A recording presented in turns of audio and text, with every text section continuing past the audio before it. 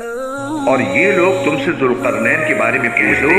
کہ میں ان کا کچھ حال تمہیں پڑھ کر سناتا ہوں۔ واقعہ یہ ہے کہ ہم نے ان کو زمین میں اقتدار بخشا تھا اور انہیں ہر کام کے وسائل عطا کیے تھے، جس کے نتیجے میں وہ ایک راستے کے پیچھے چل پڑے،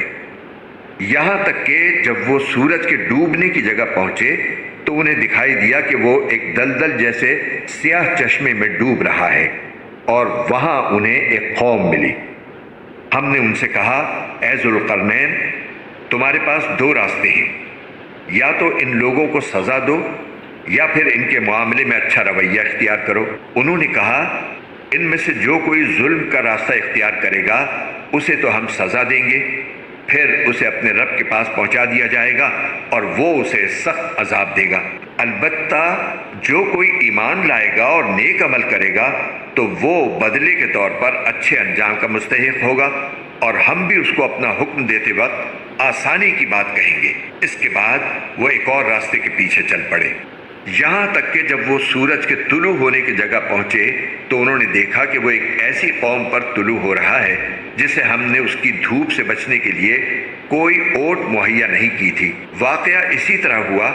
اور ذوالقرنین کے پاس جو کچھ ساز و سامان تھا ہمیں اس کی پوری خبر تھی۔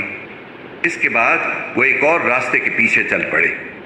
یہاں تک کہ جب وہ دو پہاڑوں کے درمیان پہنچے تو انہیں ان پہاڑوں سے پہلے کچھ لوگ ملے جن کے بارے میں ایسا لگتا تھا کہ وہ کوئی بات نہیں سمجھتے۔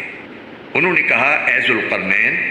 یاجوج اور ماجوج اس زمین میں فساد پھیلانے والے لوگ ہیں، تو کیا ہم آپ کو کچھ مال کی پیشکش کر سکتے ہیں جس کے بدلے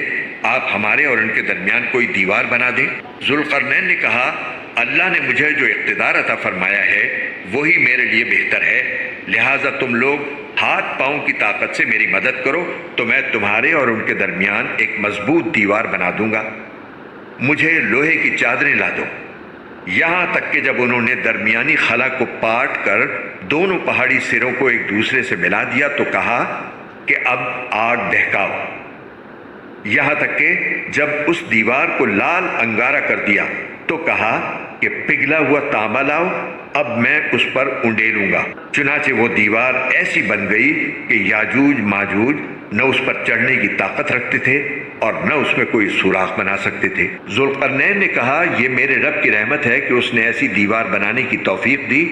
پھر میرے رب نے جس وقت کا وعدہ کیا ہے جب وہ وقت آئے گا تو وہ اس دیوار کو ڈھا کر زمین کے برابر کر دے گا، اور میرے رب کا وعدہ بالکل سچا ہے۔